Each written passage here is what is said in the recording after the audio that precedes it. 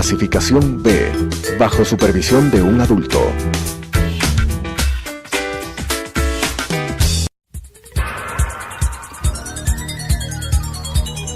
Las opiniones vertidas en este espacio por la producción y dirección del programa son de exclusiva responsabilidad de sus autores y de quienes intervienen en ellos.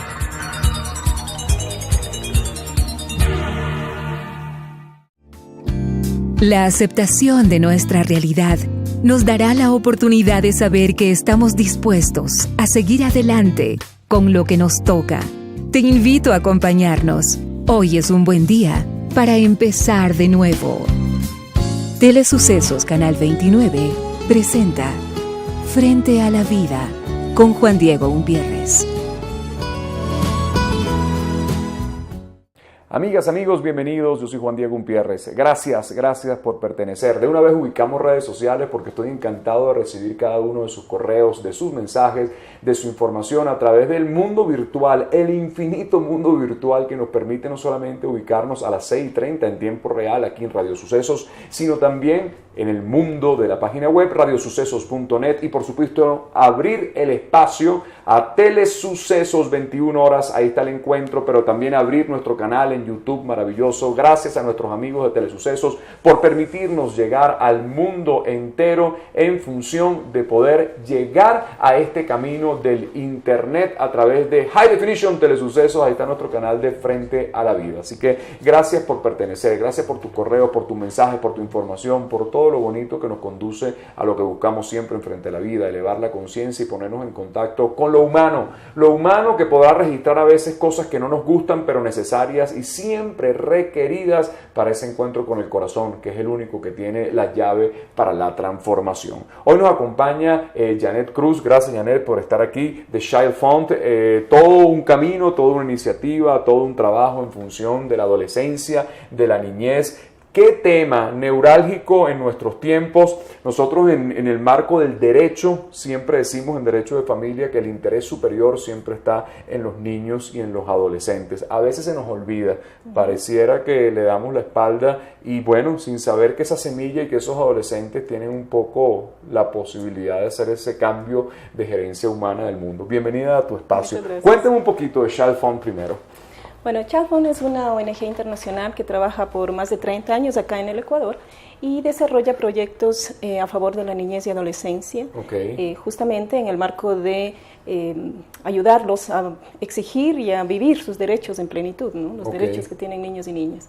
Y en función, ¿cómo has sentido esa evolución de los... Vamos a entrar en un tema que quizás sea polémico, en función de los derechos, cómo han evolucionado los niños y adolescentes en nuestros tiempos en la legislación. ¿Ha habido cambios aquí en el Ecuador? Te pregunto un poco dentro del marco jurídico. Bueno, el Ecuador hace aproximadamente 10 años fue uno de los primeros países en Latinoamérica que logró articular lo que fue el Código de la Niñez y Adolescencia, lo que es el Código de la Niñez y Adolescencia, lo cual ha sido o ha marcado un verdadero hito en el país sobre la regulación, el reconocimiento de los derechos de niños y niñas y jóvenes, por cierto, adolescentes, en todos los ámbitos, ¿es correcto? O sea, el derecho a la educación, el derecho a la salud, el derecho a vivir una vida plena y sobre todo uno que es el que ahora nos ha motivado a 14 organizaciones que estamos unidas, que es el derecho a la protección. Creo que los avances que el país ha realizado en términos de acceso a la educación, en términos de acceso a salud, son bastante importantes en la última década. Sin embargo, nos enfrentamos, quienes trabajamos con niñez y adolescencia, enfrentamos un nuevo reto gigantesco, diría yo, que es todo lo que es violencia en sus diferentes formas. Los diferentes estudios que hemos realizado en los últimos años muestran cifras que son alarmantes en términos de la violencia que estos niños, niñas y adolescentes sufren en todo rincón del país. Una de las cifras que tal vez más conocida y que en estos últimos días también se ha hablado muchísimo por justamente ser el mes de la niña, se conmemora el mes de la niña, es esta estadística que dice que aproximadamente 2 de cada 10 niñas han sufrido violencia sexual en su vida. Y eso es una cifra alarmante. Y esa violencia sexual es incluso dentro del hogar también. Efectivamente. O sea, un poco esas estadísticas, ¿sí? Efectivamente, todo lo que son violencias se viven principalmente en los entornos cercanos. Okay. Cuando hablamos de entornos cercanos, hablamos de entornos de familia, entornos escolares, entornos de la comunidad, incluso mientras las niñas, una de las estadísticas también importantes de una encuesta que realizamos hace varios meses, fue que las niñas tienden mucho a caminar hacia su escuela, porque es donde más inseguras se sienten. Sienten que el trayecto entre su escuela y su casa es inseguro.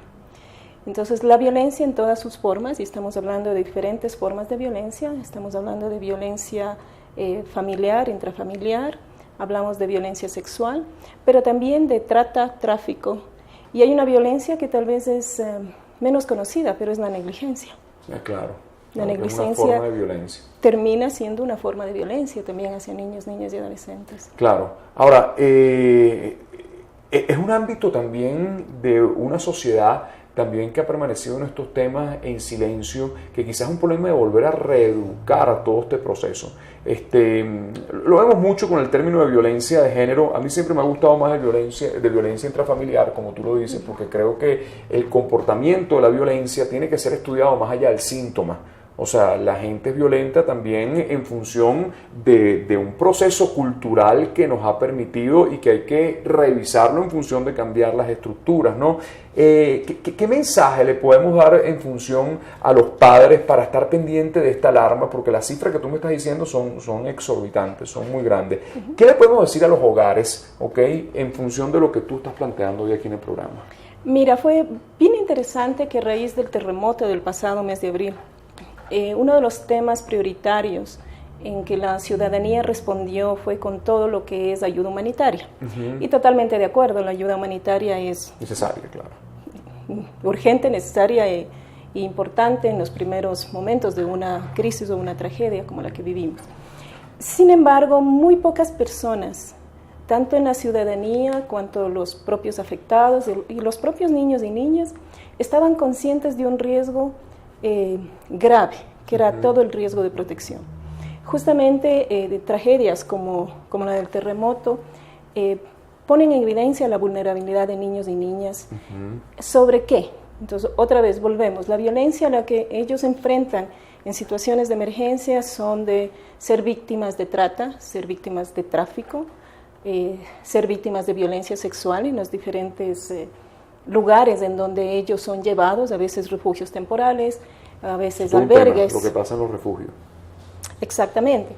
Entonces ahí las mismas condiciones de hacinamiento exacerban los riesgos para niños y niñas. Okay.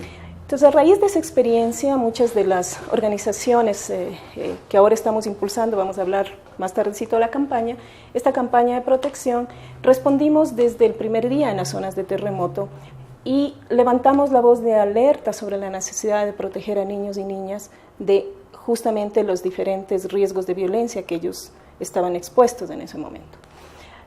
A raíz de eso también pensamos en lo que, y volviendo a tu pregunta, ¿qué es el mensaje que deberíamos dar?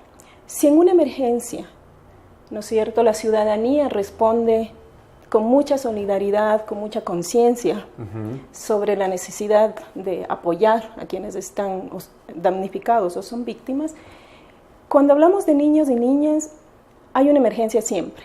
Y salió este lema de campaña que es porque la protección de los niños es una emergencia siempre, porque la protección de la niñez es una emergencia siempre. Y el concepto detrás es una niña o un niño en cualquier lugar del Ecuador, del mundo, en cualquier momento, si es víctima de cualquier tipo de violencia, eso es una emergencia. Así es. Para este niño, esta niña, hay una emergencia. Okay. Y debería haber una emergencia para quienes estamos alrededor. Así es. Para los padres, para los vecinos, para las autoridades, para los organismos que tienen que restituir, primero atender a la víctima, claro, y luego restituir sus derechos. Así es. Entonces el concepto y tal vez el mensaje más importante a cada uno de nosotros, porque creo que hemos olvidado eso, que cada uno de nosotros, como padres, madres, tíos, vecinos, amigos, somos responsables de proteger a los niños. Vamos a quedar con esa parte de esa responsabilidad también en función de los padres en nuestros tiempos, ¿ok? Para seguir desnudando este tema complejo y difícil, hoy lo conversamos aquí, bueno, todo lo que tiene que ver con esta organización, son 14 organizaciones Child Found, y vamos a seguir tratando este tema complejo sobre la violencia y el abuso en la niñez, hoy aquí Frente a la Vida.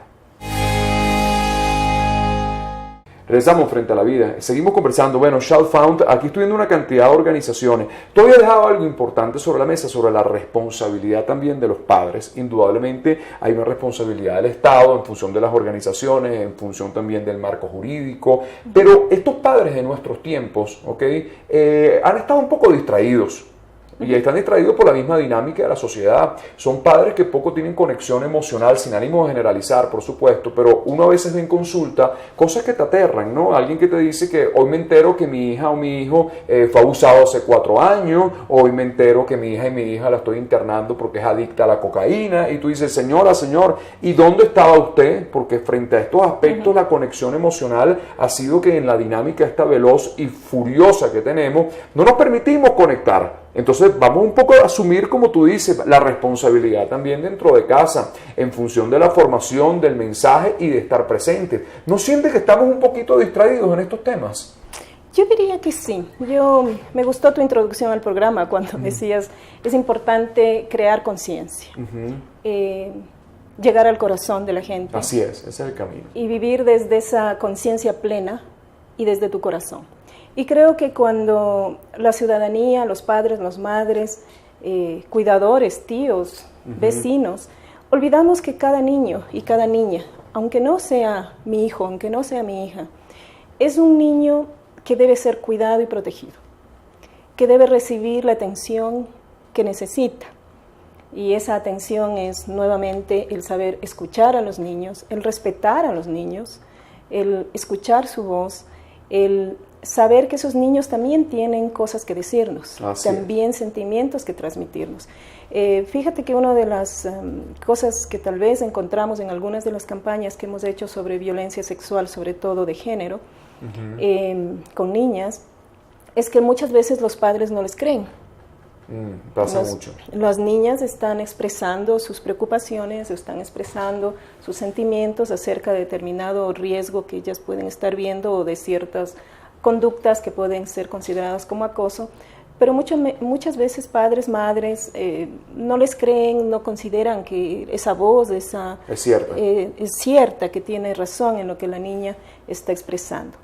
Yo creo que, y justamente parte de este trabajo que estamos haciendo las 14 organizaciones sobre esta campaña de protección de la niñez, nuestro primer objetivo es crear conciencia. Crear conciencia sobre la gravedad de lo que implica para un niño o una niña ser víctima de cualquier tipo de violencia. Así es. Y creo que todos conocemos, tú manejas psicología también y derecho, entiendo. Todos sabemos que el sufrir violencia, cualquier tipo de violencia en la niñez lo marcará para el resto de su vida. Así es, así es. Eso requiere entonces que miremos esto como una emergencia otra vez. Hay que mirar esto como una emergencia, hay que escuchar, tomar conciencia, y nosotros estamos promoviendo sobre todo lo que es vigilancia social.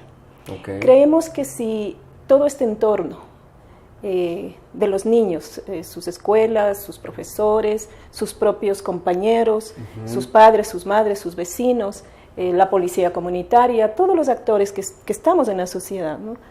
Si cada uno de nosotros nos convertimos en vigilantes de estos niños y niñas, podemos crear estos entornos protectores que ellos necesitan.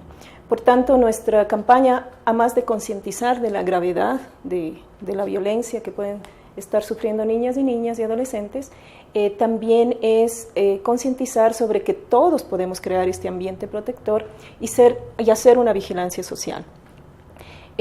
Porque el otro lado, recordemos, el otro lado de esto son los perpetradores, ¿correcto? Y uno de los mensajes que todos deberíamos dar a perpetradores es que si hay un entorno social vigilante, no lo pueden hacer, ¿correcto? Sí, claro, esa vigilancia es fundamental, pero hay que irse, en mi opinión, más allá del síntoma del perpetrador. O sea, en la mayoría, no quiero decir en la mayoría, voy a corregir lo que acabo de decir, pero en muchos casos de los abusadores, cuando uno estudia su trasfondo analítico, ha sido gente también abusada. Correcto. O sea, hay una relación en función, como tú bien lo dices, que esa infancia ha quedado en silencio, ese abuso, no ha sido trabajado, no ha sido transformado en alternativa, y es posible que ese abusado termine siendo un abusador en potencia en algún momento, que ese violado pueda ser un violador en algún momento. Por eso, indudablemente comparto lo que tú dices, la vigilancia es fundamental, pero hay que sumarle un proceso de reeducación social en función de atender cuál es ese malestar cultural que está pasando, o sea, qué está pasando en las aulas también, qué está pasando con esa violencia, dónde los padres tenemos cuota de responsabilidad cuando ejercemos la violencia dentro de la familia y lo hacemos con una licencia válida, cuando los hijos ven que las golpizas son válidas porque en mi casa yo las veo. Entonces, reeducar este sistema familiar, reeducar en el sentir de una salud psicoemocional mucho más sana, tiene que funcionar también de vigilar, pero también ponernos en proceso de transformaciones internas en función de cambiar lo que queremos, porque estos niños pequeños abusados, si no son tratados, por supuesto van a manifestar después una conducta y un comportamiento terrible en función también de su propio dolor, ¿no? Correcto. Efectivamente, lo que tú mencionas es correcto. Algunas estadísticas y estudios hablan de que una persona, un niño o niña, adolescente o incluso adulto que ha sufrido de violencia, pues va a repetir ese comportamiento. Me parece importante, tomando lo que tú decías, que también entendamos que parte de la vigilancia social también es tomar acciones. Claro que sí. Correcto. Y acciones de prevención, evidentemente, se pueden hacer algunas acciones de prevención. Una vez que uno toma conciencia de los riesgos, tiene que tomar acciones. Las primeras para mí serían acciones de prevención. El ideal es que ningún niño, niña o adolescente sufra ningún tipo de violencia. Sin duda. Nunca, ¿cierto? Entonces nuestro primer trabajo es minimizar los riesgos, evitar los riesgos y hacer acción de prevención.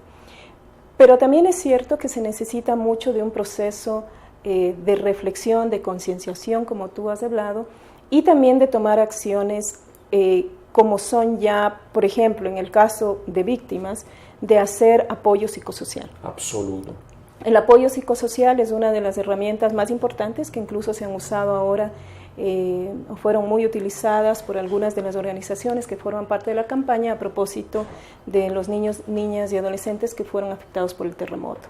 Entonces se crearon algunos espacios amigables para niños, niñas y adolescentes, uno para prevenir, pero luego también asegurar que se realizaban acciones de apoyo psicosocial en caso de que ¿Tienes cifras de lo ocurrido en la catástrofe? Tú sabes que es alarmante porque en las catástrofes universales que han sucedido aparecen eventos de violencia, incluso abuso sexual, pero una cosa increíble que tú dices, cómo frente a esta tragedia, esta imprudencia, bueno, un orden psicopatológico sin duda, pero vale la pena resaltarlo en la próxima parte, Janet, en función de que esto pasa, no solamente aquí en el Ecuador, cuando vienen tragedias, esos abusos de lo que sucede dentro de esa convivencia en los albergues puede ser de una violencia, bueno, en rojo, ¿no? Hoy vamos a seguir conversándolo contigo.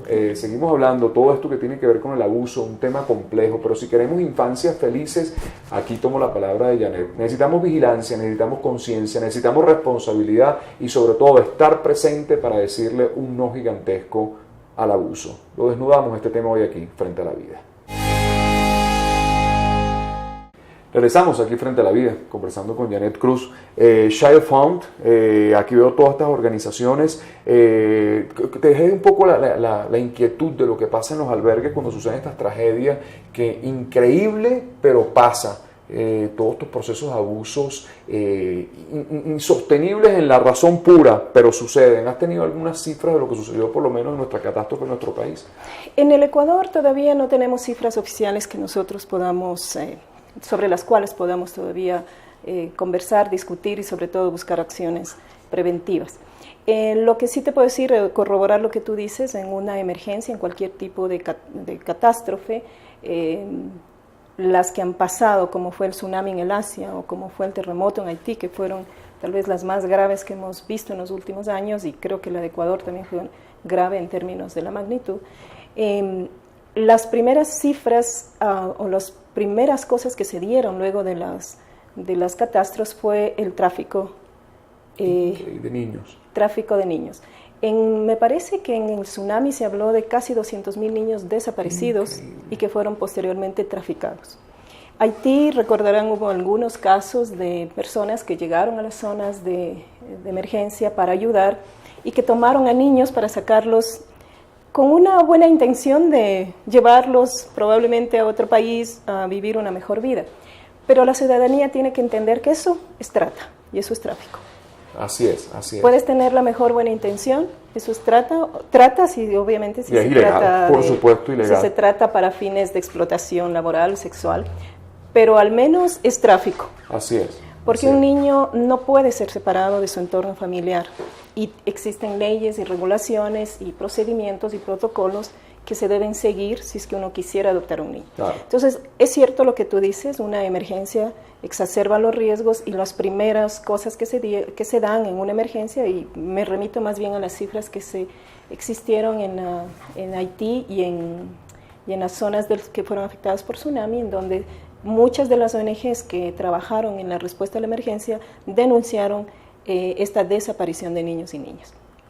A raíz del terremoto aquí en el Ecuador, como dije, tal vez el país y las ONGs o organizaciones que están dentro de la campaña levantaron desde el día 1 del terremoto su alerta. Okay. Y inmediatamente muchas de las organizaciones que entraron a hacer ayuda inmediata, te decía, montaron estos centros amigables para atender a niños y niñas, perdón, que justamente intentaban, uno, evitar todo tipo de violencia, todo tipo de procesos no claros, ¿no es cierto?, de movilización de niños.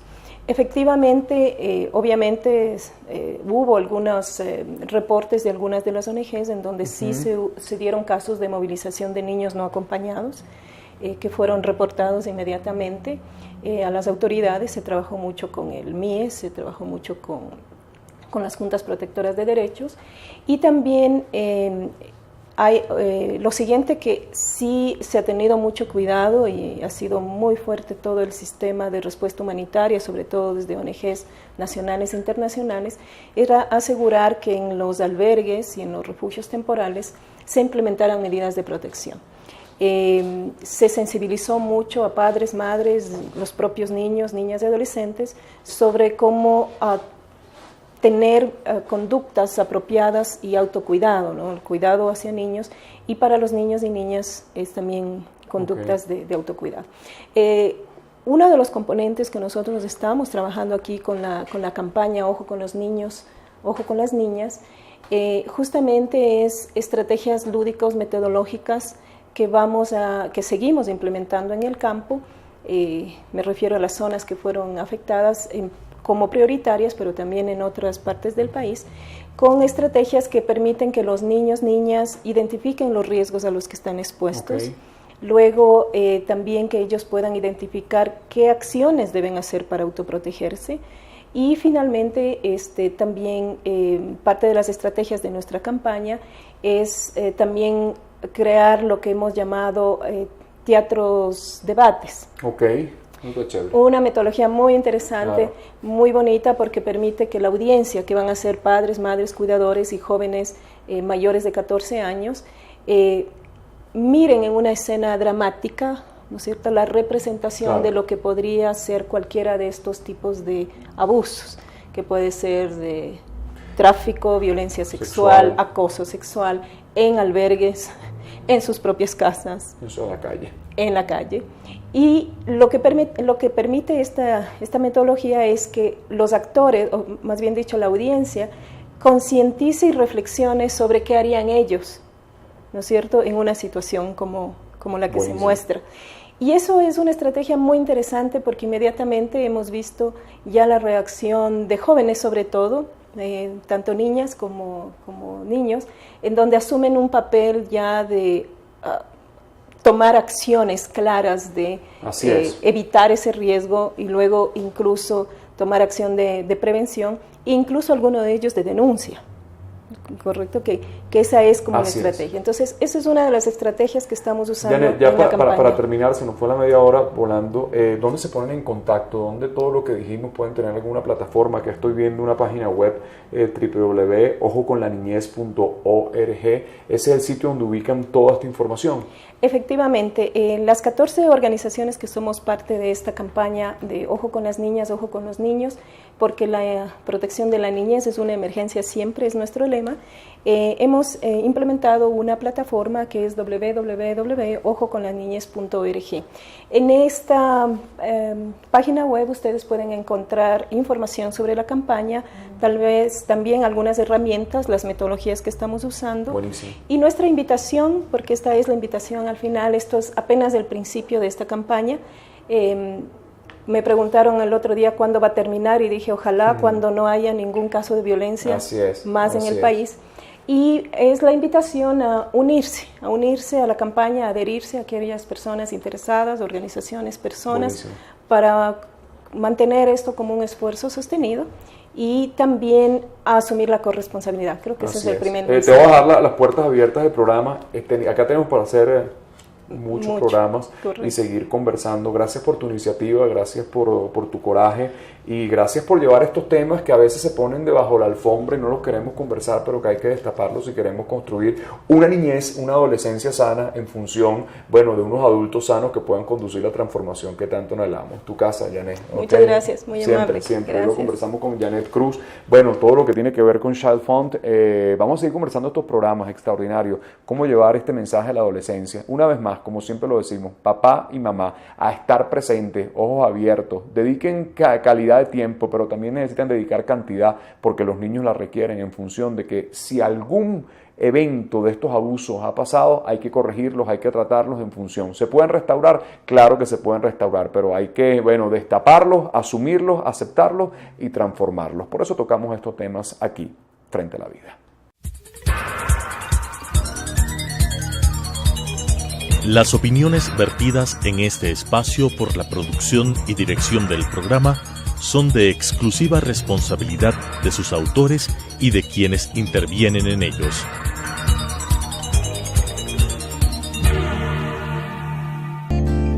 Los triunfos no se miden por las victorias. Habrá derrotas que más temprano que tarde agradeceremos y evaluaremos como éxitos favorables.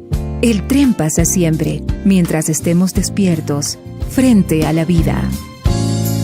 Nuestra cita mañana 18:30 en Radio Sucesos, 21 horas por Telesucesos.